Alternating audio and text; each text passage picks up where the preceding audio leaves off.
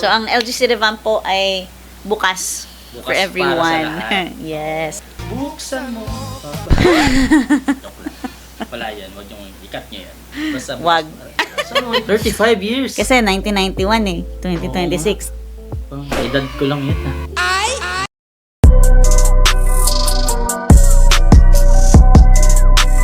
Welcome sa Hashtag for a Better Governance Podcast. Impormasyong pangmabuting pamamahala at komunidad tungo sa sama-samang pagunlad. Ako po si Engineer Dan mula sa Department of the Interior and Local Government 4A, ang inyo pong makakasama sa ating programa. Alam naman po natin na ang Bible ng DILG at LGUs ay Local Government Code.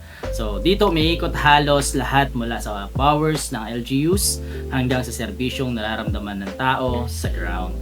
So, pero after more than 30 years, no? Sapat pa ba? Or sapat pa ba siya for today's realities? So yan ang ating pag-uusapan ngayong araw. Ang LGC Revamp, so, or Local Government Code of 1991 Review and Amendment Program.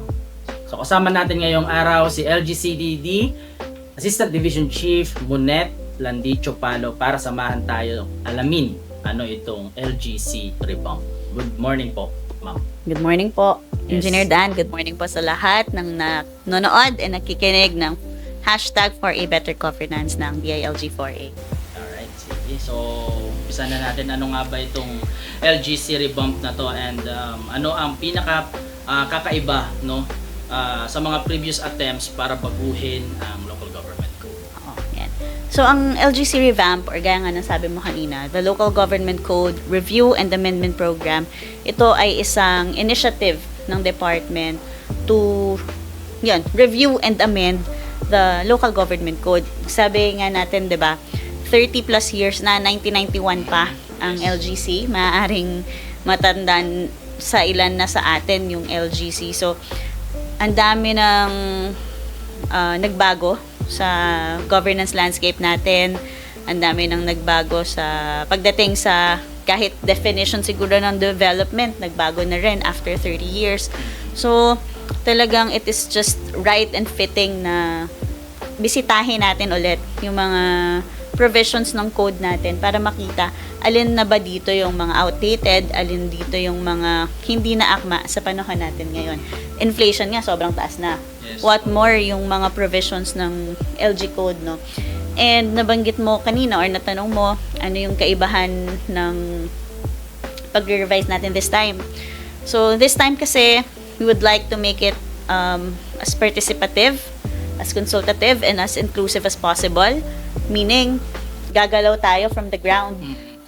Mangunguha tayo or mangangalap tayo ng mga inputs from our communities, Yes. LGUs, officials, functionaries, civil society organizations, lahat ng partners natin sa governance ay i-consult natin pagdating sa LGC Revamp. And ang maganda rin dito, bukod sa consultative siya, we would like to make it evidence-based para lahat ng gagawin nating review ay backed up by data, backed up by evidences para mas malaman natin ano ba yung mga kailangan na talaga nating i-address this time. Before then, hiwa-hiwalay kasi kung kunyari may priority reform agenda yung nagsusulong. So, yun yung tututukan niya sa, kunyari, fiscal. Yun lang yung tututukan niya. Hindi na natututukan yung ibang provisions ng code. So, ngayon, sana mas maging comprehensive siya kasi ngayon naman may sinusundan tayong roadmap tungkol sa pagre-review and pag-a-amend ng LG code. Ayun, no. So sa tagal ng panahon po no na hindi na amyendahan itong ating local government codes, maybe this is the right time na para ito po ay ma-revise. So Oo. hindi lang ito basta revision, no, meron siyang structure and then inclusive yung approach, no. So nakikita natin na meron na siyang parang from the ground, gusto natin malaman ano ba yung pangangailangan, ano ba yung tama, no, yung sinabi ni Miss Monet na ano ba yung mga outdated na, ano ba yung hindi na applicable sa panahon ngayon. And sabi nga, Oo. long overdue na talaga. Oo, 30 years 30 plus. years plus. 35 Mas matanda, years, mas to be matanda. exact. 35 years. Kasi 1991 eh, 2026. Edad ko lang yun. Sakto. Nung pinanganak ako, nung lumabas si Local Government Code, hindi kaya ako talaga yung susi. Hindi, joke lang. Okay, sige. Question number 2. RA 7160 was passed noong 1991. Tama, no? Ako naman pinanganak ako 1990. So, huwag na nilang i-compute kung ilang taon na ako ngayon. 36. Hindi, 35 lang. Oo. Sa dami ng December. Ah. December 13, guys. Baka gusto nyo kong regaluhin. Sa dami ng bago since then, ano-ano ang realities sa communities natin ngayon na hindi na fully nasasagot ng current code. Unang-una, sobra tayo ngayon sa digital Oo. world, 'di ba? Techie. Oo.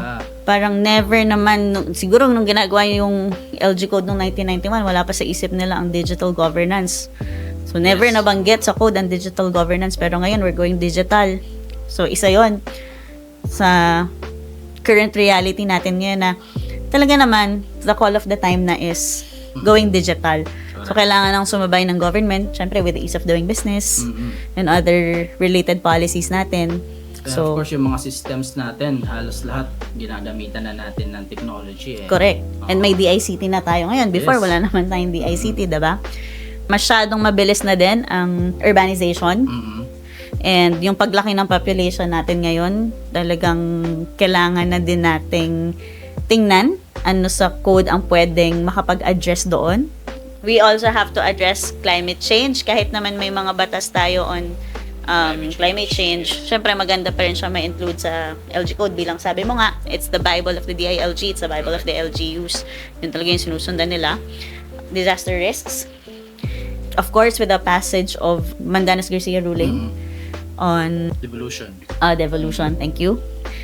And yung pagbabago ng demands din from the public and yung pagbibigay ng services sa kanila. So, ilan yun sa mga sana mapasama natin ngayon sa ngayong nire-review and ina-amend natin yung local government code. Of course, hindi naman DILG ang mag-a-amend. Correct. Linawin ko lang po, hindi po DILG ang mag-a-amend. Ang gagawin lang po namin sa DILG will facilitate mga consultations, Yes. submit policy proposals, and syempre, yung may legislative powers pa rin naman po ang gagawa or magsusulong yan ng review and amendment. At least tayo, parang tayo ang Tulay. legwork. Yan, Yeah, bridge. the bridge. Oo. Sa sana pag-pursue ng tuluyang pag-amend ng ating local government code. Yeah. Nag-i-evolve na kasi talaga no? Correct. ang ano ngayon ang mundo. So yan pag pinasok natin ang technology, hindi naman na siya natatakel pagdating doon sa local government code natin noon. So gusto natin ay ma-involve na yan lahat. At tama po yun, no? Pagdating po sa climate change, pagdating sa disaster risk, napakadami na po mga sistema na lumabas na pwede nating i-include no, doon sa ating magiging amendment. No? Sana no, yung ating amendment for the local government code. Of course, hindi lang naman yun. Maaring marami pang issues Yes, or marami pang oo. hindi natin natatouch on. Kaya kailangan natin ng participation talaga ng lahat ng members ng Whole community of the dito. nation. Yes. Whole of the nation approach niya.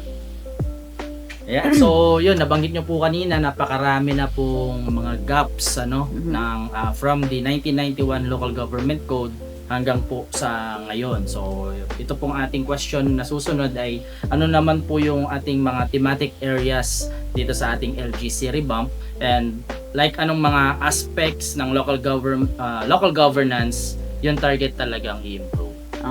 Yeah. Actually, for this LGC revamp, yung program natin, we have 4 thematic areas. First, ay yung enhancing interlocal government cooperation. Sa panahon natin ngayon, may mga problema na hindi lamang isang LGU ang makaka-solve ng problem. Example, traffic. Kunyari, pumunta ako ng Calamba. Magdire-diretso ako hanggang Los Baños. So, yung traffic ng Calamba, pwedeng mag-extend sa Los Baños. So, mas maganda, mag-usap parehong LGU para mas masolusyonan. Kunyari, gumagawa yung Calamba ng solusyon sa traffic. Ang ibang LGUs naman, hindi gumagawa ng solusyon sa traffic. So, sayang lang yung effort. So, maganda, magkaroon talaga ng Collaboration, Oo. as well, mag-usap. cooperation yung mga LGUs natin para once and for all, totally ma-solve na. Yes. And sabay-sabay ma-solve yung mga problems na pwedeng ma-solve ng pag-uusap.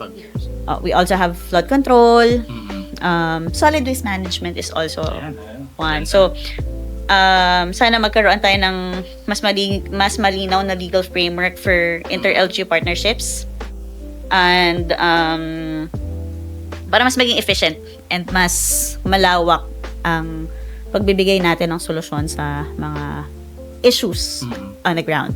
Second, we have improving business friendliness and competitiveness sa local level. Yung Mandanas-Garcia ruling, 'di ba, pinataas niya national tax allocation ng LGUs.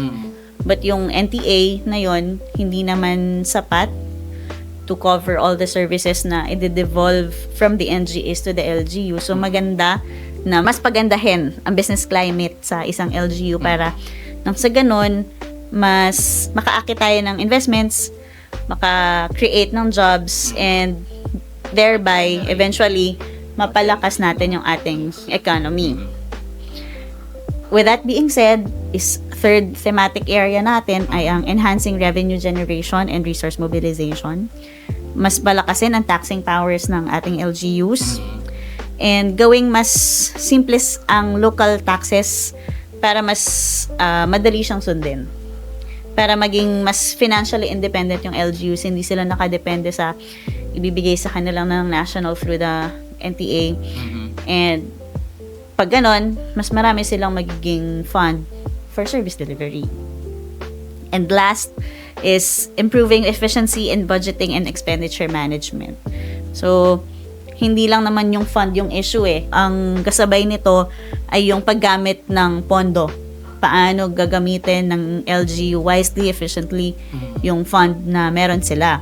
So, dito natin titingnan yung mas strengthened na public financial management. Pag-align ng budget sa actual needs ng community para mas ma-target yung problema, yung issue. And kasabay na dito yung kakaroon ng linaw, alin ba yung roles or alin ba yung mga function, services, and facilities ng national sa local para maiwasan ang duplication ng services kasi sayang ang resources kapag may duplication. Pag ganon, maiwasan natin yung pag-aksaya sa fund kasi sayang nga kapag may duplication, mas mabilis and mas effective na services and mas transparent na pamamahala. So, napakalinaw noong explanation ni Miss Monette pagdating doon sa 4 thematic areas na yan ng Local Government Code Revamp. So, Miss Monette, sige, ito po yung ating ika-4 na question. Sige. So, saan na po tayo ngayon sa process ng LGC Revamp? No? At bakit importante itong tinatawag na participation phase? So, ngayon po tayo ay nasa second phase. Second phase. Ng sa LGC Revamp. Yan ay setting the policy reform priorities for LGC, filling in the information gaps, mobilizing support for LGC reforms, and consolidating proposed reform agenda. So, mahalaga ito kasi dito na para tayong mag-extract ng, kung sa CDP, sa process ng CDP may tinatawag na extracting intelligence. So, parang dito, doon tayo extract na intelligence. Sabi ko nga, 'di ba, dun sa una mong question, mas maganda or ginagawa natin as much as possible na consultative siya, inclusive, and participative. So, dito siya mangyayari sa phase na to. Phase 2. Oo, na lahat ng boses papakinggan natin para makuha natin lahat ng perspective, lahat ng sides kasi pwedeng may hindi tayo nakikita, may hindi nakikita yung iba na nakikita naman ng ibang sectors natin. So, dito natin kukuhanin yung mga inputs from our partners and stakeholders. And we would like to ensure na yung mga policy proposals or policy recommendations will not only come from the government, but also from the members of the community. Yes. Yan. And mas makakapagbigay kasi ng real world insights sila. Lalo na yung mga, kasi tayo, nasa regional office tayo, mas maganda, grounded talaga Correct. yung gagawin nating review and amendment. And ayun. Actually, yung community participation, yun ang pinaka-importante sa lahat. Correct. Kasi sila yung nakakaramdam kung ano yung pangangailangan talaga nila. Tayo kasi sa regional office, no, the national government ay syempre tayo ay sa policy making. Pero hindi natin magagawa na maayos yung ating mga batas na ginagawa or the policies kung hindi natin alam kung ano talaga yung pangangailangan on the ground. So napakaganda ng magiging takbo, no, itong phase 2 na to kasi magiging participatory na siya, tama yon, magiging inclusive na siya, pakinggan lahat yung nandoon sa sa ground. Yes. Right. And with that being said, asahan po ng ating mga partners, mga stakeholders na will invite you to our consultation sessions sa Madaming mga consultation sessions ito na magaganap. O kasi iba-ibang grupo Correct, oo. and So, hindi mo lang siya iba-ibang pwede sector. kasing magawa ng isang upuan Correct. lang. And mahirap siya gawin ng isang upuan lang. Ano to mismo net? Iba-ibang mga places ito within the Calabarzon or meron na tayong specific areas kung saan natin to gagawin? We'll see. Tingnan natin sa planning kasi may planning session pa tayong gagawin. So tingnan natin doon kung ano yung kalalabasan, yung plan of action ng Calabarzon region. But one thing is for sure, lahat ng stakeholders may involve, lahat ng stakeholders may invite dito. So kung ma-invite po kayo, ay please respond sa amin pong invitation. Ayun, so, dahil mahalaga po ang inyong boses. Napaka-importante po na makilahok tayo, no? Correct. Dito sa ating gagawin na Review. no? Ating gagawin na review ng ating local government code. Kanina mismo net nabanggit mo yung evidence-based, no?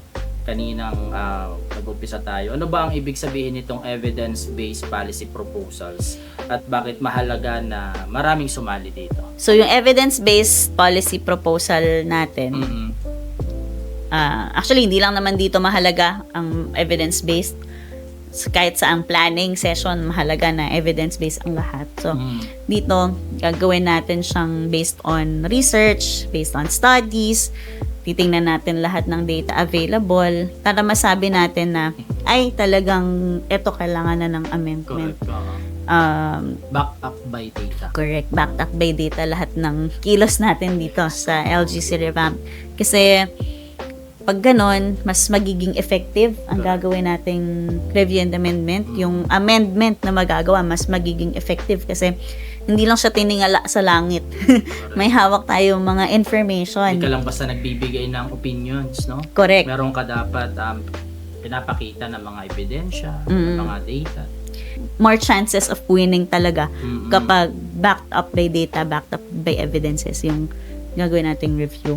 Kaya dito din, one of our, may tinatawag tayong sa mga partners natin dito sa LGC Revamp, may tinatawag tayong mga think tanks, academic think tanks. So sila yung mga partner universities natin, partner researchers na tutulong sa atin sa paggagawa or pagre-review ng local government code because the DILG can only do so much dito sa LGC Revamp. Kailangan talaga natin ng support and help, all the support and help that we can get from our partners.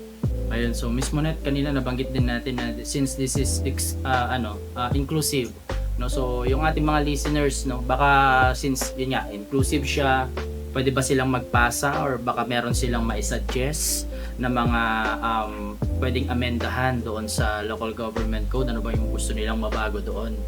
Is that possible po ba? Yes, actually 2 weeks ago, naglabas tayo ng memorandum encouraging our partners regardless kung saan galing. I mean, regardless kung sa LGU, regardless kung sa academe, regional line agencies, CSOs. Regardless, basta lahat open yung call for policy proposal submissions. So, makikita nyo yan sa DILG4A website. Ilalagay na lang ng mga kasama natin yung link sa baba. Para tayong vlogger. Kung saan sila pwedeng mag-submit ng mga policy proposals, policy recommendations. Para at least, hindi pa man tayo nakakapagpatawag ng consultation sessions. may mga nasisimula na tayo. I'm sure madaming mga suggestions, madaming recommendations coming from the communities, not only for the communities kundi pati sa mga private sectors, kasi although this is a local government code, sila pa rin ay sakop din ng ating batas. So ayun, yun, mag-submit po kayo, and ito naman po ay open sa lahat. So gusto natin na yun nga maging inclusive siya, kailangan ay sama-sama po natin itong gawin, sama-sama natin itong planuhin, and maganda po na masabi nyo sa sarili nyo na kayo ay involved Yes. doon sa pag-amyenda, pag-review po ng ating local government code. Who knows, baka next 30 years na ulit ang Oo, amendment ng susunod nating amendment. Senior So, na. kaya Senior na maganda ako, no? talaga maano natin lahat. I-add ko lang na baka kasi isipin ng mga mag-propose ay pag nag-propose sila, considered na agad yon. Subject for review po lahat ng proposals natin kasi 'di ba iba-iba naman yung perspective ng kada region Yes. at kada community nga maaring iba din yung perspective. So dahil evidence-based siya, pag-aaralan pa Pag-aaralan. lahat ng policy recommendations para yun nga, hindi tayo basta-basta mag-amend. Yeah. Lahat ng amendment ay napag-aralan, pinag-aralan at talagang kailangan.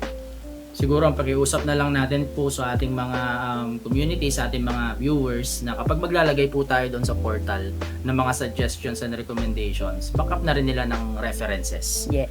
Para naman pag nag-review yung ating team, hindi na mahirapan kung saan pahanapin yung ref. Para alam din natin talaga na meron kayong pinagpapasehan kung ano po yung gusto nyong amyendahan, ano yung gusto nyong baguhin doon sa ating LGC. Tama po ba? Yes po, correct. Ang galing. Tama. Okay. Sige. So, ayun, since napag-uusapan na natin yung paglalagay ng mga suggestions and recommendations doon sa ating portal, and of course the community ay excited din na maglagay doon. Kailangan ba na experts ka sa batas o policy making para makapagbigay ng suggestions? Actually, hindi naman. Kasi ang mahalaga lang, observant ka, may experience ka, Yes. and meron kang concrete idea doon sa iyong mga experiences para ma-translate ito into a policy recommendation. Parang hiring siya ng trabaho, experience. Yung ba yun? Hindi naman. Hindi naman, basta may kung Experience observant doon ka, sa local government code kahit paano. hindi, kahit experience ka sa LGU, experience ka sa community, kasi kapag experienced ka, observant ka, alam mo yung mas maganda sana kung ganito yung Correct. mas maganda sana kung ganito yung situation, Akala ko sa mas maganda trabaho. mas maganda sana kung ganito yung policy natin. So hindi po kailangan expert kayo. Ang mahalaga lang po, observant kayo, may experience kayo, and yun, may idea kayo para para isubmit po sa amin yung inyong idea. Ayun. Ayan po. So, question number 8 na pala to. So, ang LGC Revamp po ay bukas Bukas for para sa everyone. lahat. Yes. Buksan mo Pala yan, wag yung ikat niya yan. Basta, Wag. so open siya sa lahat, as long as merong sense yung mga gustong mabago. Basta may data, May may data, research, may or research, basta may reference. experience. Basta may experience. Pinaka-importante yung meron kang experience. Paano natin sasagutin yung mga question ng ating community kapag nainip na sila, na sinasabi, tagal naman, ba't ngayon lang, after 30 years, saka nyo lang naisipan na i-revise, i-amend yung ating Local Government Code of 1991? Actually, hindi naman siya first. Mm-mm. There were There are revisions na attempts, rin no? before. Mm-mm.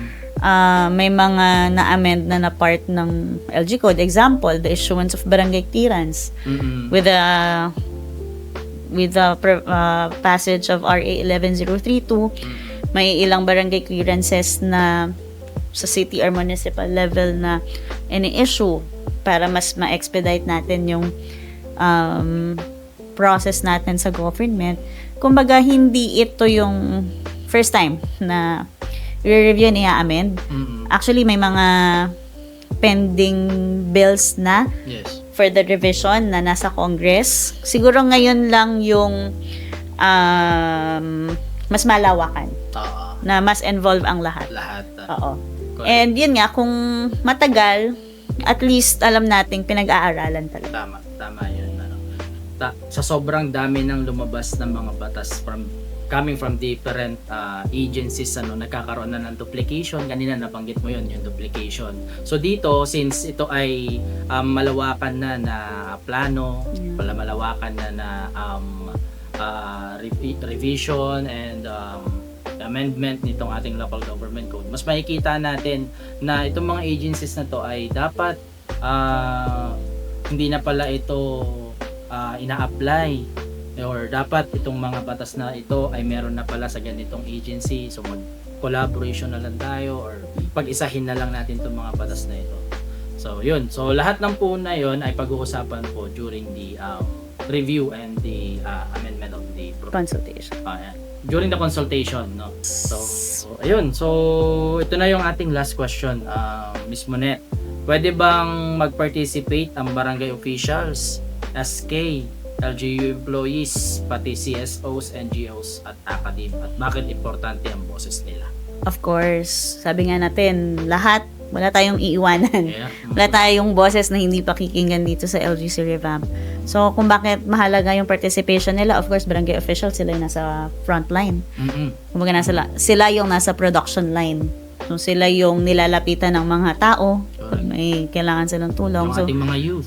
yes, sila ang nakakaalam kung ano yung situation doon sa baba.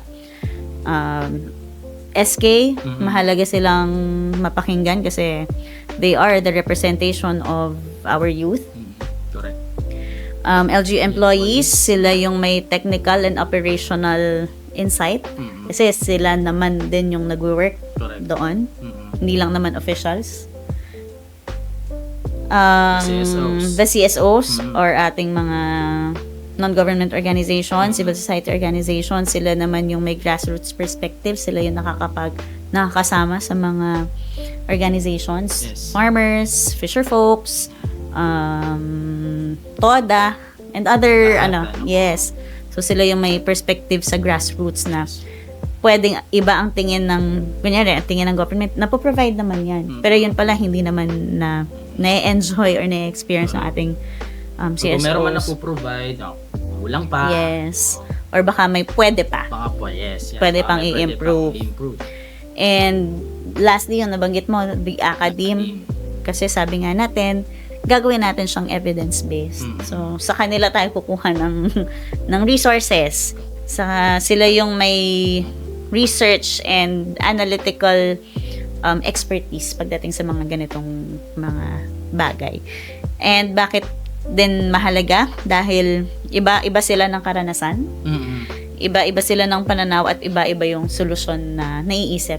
Kaya maganda mag-collaborate din Tama. within and within the sectors, or mag-collaborate lahat ng stakeholders talaga natin dito. Yun, So, kapag pinagsama-sama sila, mas nagiging holistic, inclusive, and effective ang pagre-review and eventual pag-amend ng local government code. Thank you, Miss Monet. And bago tayo mag-close, baka meron kayong gustong iwan na mensahe, no? Lalo na sa mga gustong makibahagi ng LGC report. Yun nga po, we cannot overemphasize this more na kailangan po namin ng help ninyo, ng support ninyo to review and amend po yung ating local government code. Sabi ko nga, we can only do so much sa government. Kailangan po namin ng tulong ng community. Kailangan po namin ng experience ninyo. Kailangan po namin ng boses ninyo para po mas maging effective po yung pag-review and pag-amend po natin ng code. So, sa lahat po ng stakeholders natin dito sa regional office, pwede po kayo mag-submit. Gaya nga po na sinabi natin kanina, pwede po kayo mag-submit ng mga policy recommendations. Actually, we have received a few na po proposals from partners. Kasi 2 weeks ago, tama, no? Na ibaba na natin yung communication. Yes.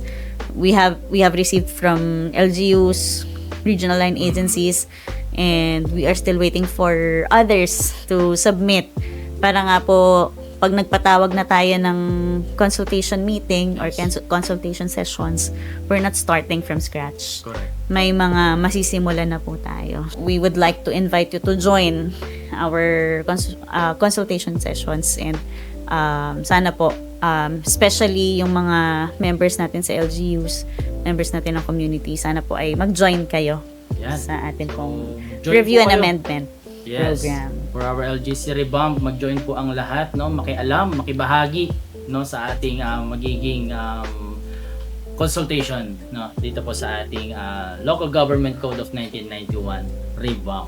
So maraming salamat, Miss Monet. Thank no, you, Engineer Dan. Sa paglilinaw sa isang napaka-importanteng usapin.